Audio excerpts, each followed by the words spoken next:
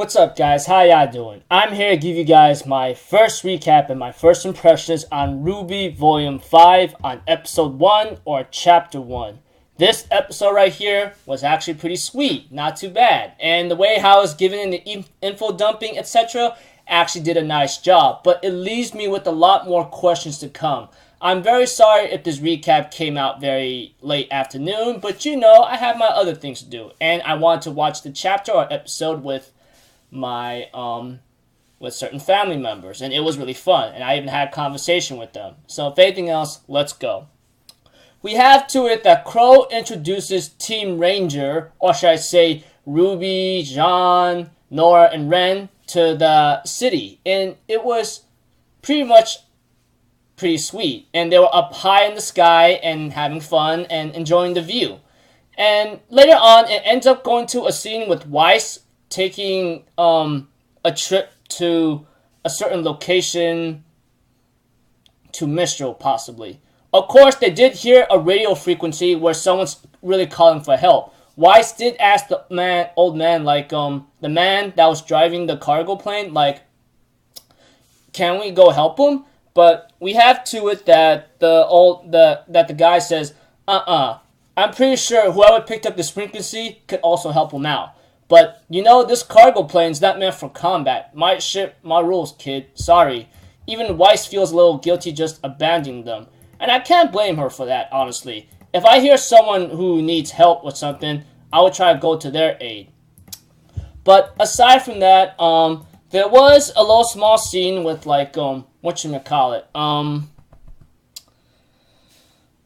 that Crow and Team Ranger, or if you want to call them Ruby, Jean, Ren, and Nora, are going to go visit someone. Crow felt something suspicious, and they end up going to a certain room, which they thought they might be ambushed, but it was actually Professor Leonhardt. And we have to it that they introduced to each other about what's going on here and there, and it looks like to me things are kind of getting a little tough. Especially when Crow was telling or asking the professor, where the hell are the huntresses and hunters, huh? Why are they not here? And they have to guard the relics. Even the professor's like, dude, shut up. Your kids are around here. But Crow says, I already filled them in. And that became a little funny. But aside from that, we have to it that we go to a scene with Blake. And there was a funny scene with Blake's father and son, of course. And they actually had some agreements that they can't forgive what the other person did, and they have some kind of agreement. As for Blake, she is having some time to try to think about a couple things, and then she has a little small talk with Ilya. Blake was about to combat her, but Ilya's like, no. I just want to talk to you, okay? That's all I want to do. I just want to talk to you. And we have to it that Blake's like, so, what do you want? Ilya knows what Blake is trying to do. And even Blake tells Ilya, why'd you take the blame and fall, huh? You know Cornicus and Felicus, or whatever those guys are from Volume 4. I forgot their names because they don't appear often and they don't seem important to me. Ilya, on the other hand, just remained silent throughout the time when Blake asked her that question. But Ilya, on the other hand, had other businesses why she wanted to talk to Blake. She ends up telling Blake, I know what you're trying to do. And I'm going to tell you right now, you have to stop this. It's not going to work. But Blake's like, I'm not going to stop. I'm going to go through with my plan, etc. But Ilya, on the other hand, says, okay, fine. But you know what? You should leave Menagerie, okay? Before it's too late. And Blake, on the other hand, tells Ilya, you're going to have to make me, okay? You're going to have to make me. And Ilya realizes, I know. And just leaves. And aside from that, we have a meeting between Professor Leonhardt along with Team Ranger or Junior, Ruby, Jean, Ren, and Nora along with Crow. They end up talking about what the heck is going on, especially with the maidens. This is where the middle part of this episode became very important. The meeting between Team Junior or Ranger and Crow and Leonhardt, because I thought the maidens were just superhuman ability people that has great powers. But apparently they have much more of a role than that. We get to know, and this is very important by the way, and I'm pretty sure those of you guys who watch Volume 4 will understand that the relics have a big role to play, especially the maidens alone. We get to know that these specific maidens can open specific relics. And we have the order where Crow says, Winter can open the relic of creation to a chamber, Summer for the destruction relic, Fall maiden for the choice relic, and Spring maiden for the relic of knowledge. Like I said, Winter for the creation relic, 2 Summer for the destruction relic, 3 Fall maiden for the choice relic, and 4 the Spring maiden for the knowledge relic. And we have to it that this was answered after they realized how important the maidens were. They asked, like, why are the maidens so important? And that's when Crow and Professor Leon explained.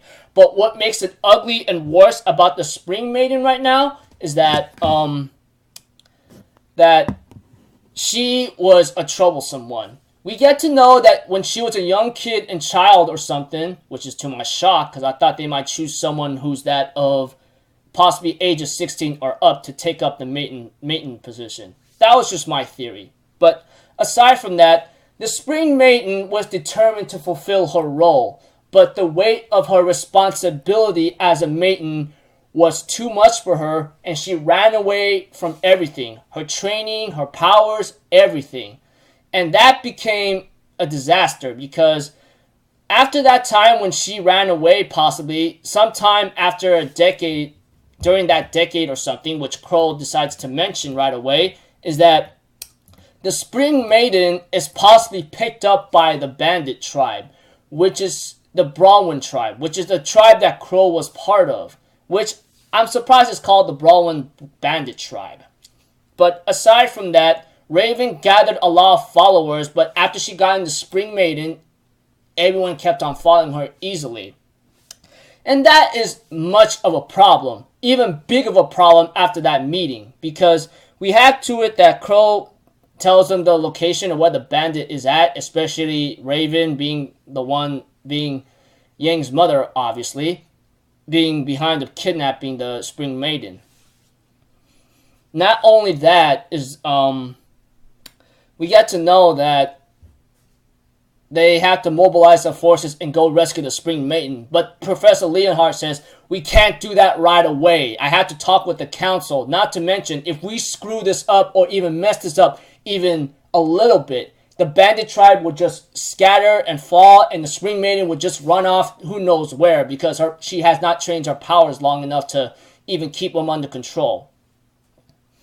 Not only that, it became very, very clear that after that meeting, it became very important and knowing that they have to find the maiden soon. Not to mention the Spring Maiden after they figure what's going on here. But after that meeting, when Crow and Team Ranger or Junior, if you want to call him, left the room of the professor, he was talking to that one person who showed up at the end of Volume 4. So it looks like to me he's working with him, which I really go like, are you freaking serious right now? Do you really want to destroy everything in life, dude? Which is to my worry because etc.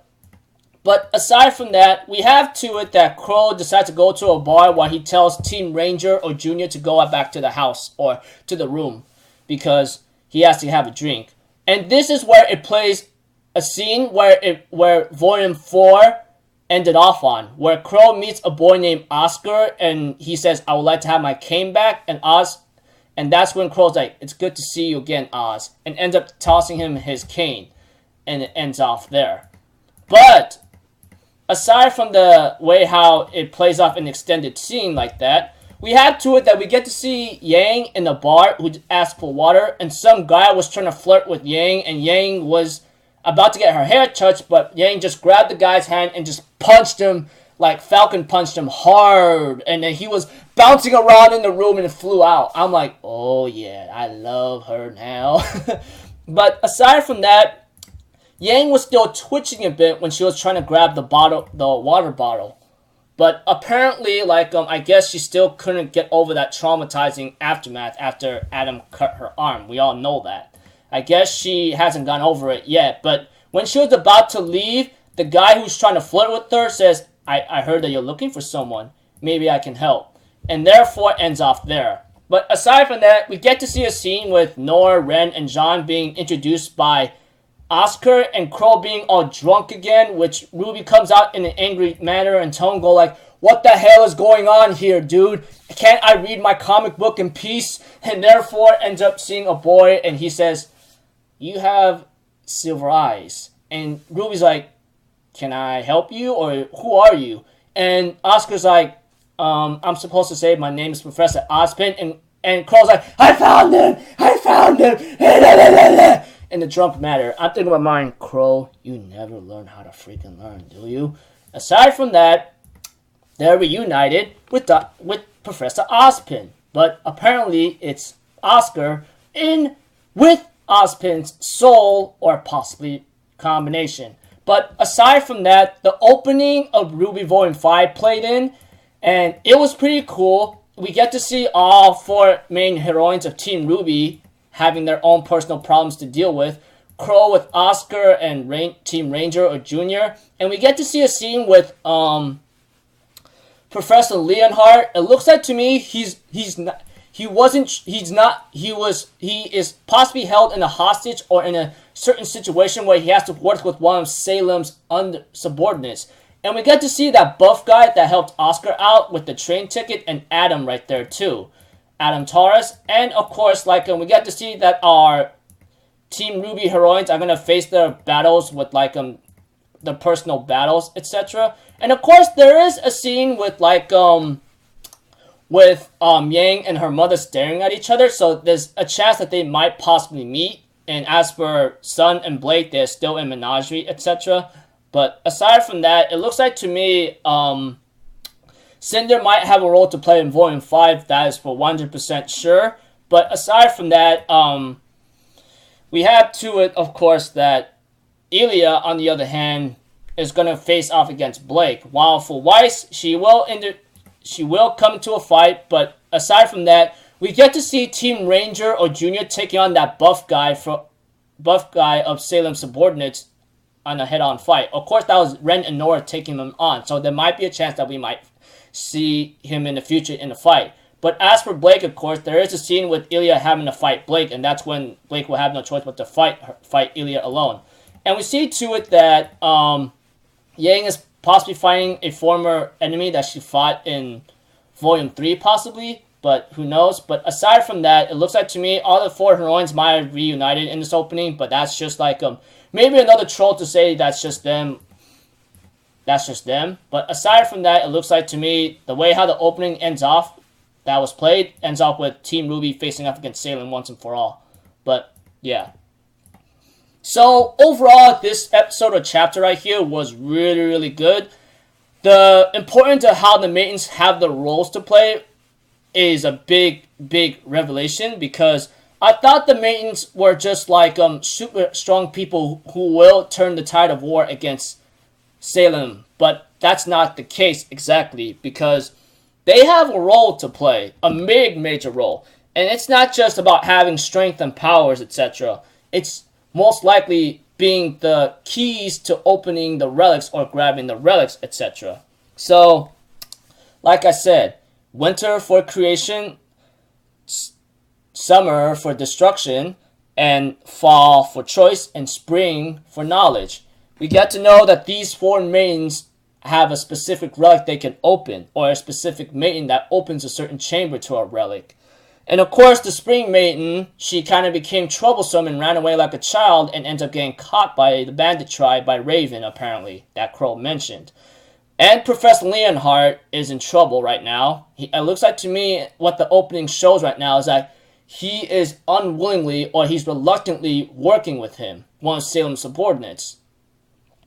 So it looks like to me, it's not that he wants to work with him. I think it's against his own will. Not to mention, saving the Spring Maiden right now is going to be troublesome, because she is with the bandit tribe, and guarantee we get to know also in this episode, which I should have mentioned, that Crow is actually toe-to-toe or equal with Raven alone. But should they mess this up, it will only cause more trouble later. And who knows what will happen to Spring Maiden. She will be kidnapped, and she's already kidnapped by the Bandit Tribe, but possibly fall into the hands of Salem alone. So things are looking pretty bad for our good characters right now. While the side of evil, they're having a small advantage of what to do already. So it's not going to be simple as it is. So it looks like to me the objective right now, since Ozpin shows up, we're going to have to train Oscar possibly. As for the other heroines, which is Yang, Blake, and Weiss, and Ruby, they're going to have their own roles to play eventually. But yeah, I don't know what's really bound to happen, but one thing for sure, it's not going to be very pretty.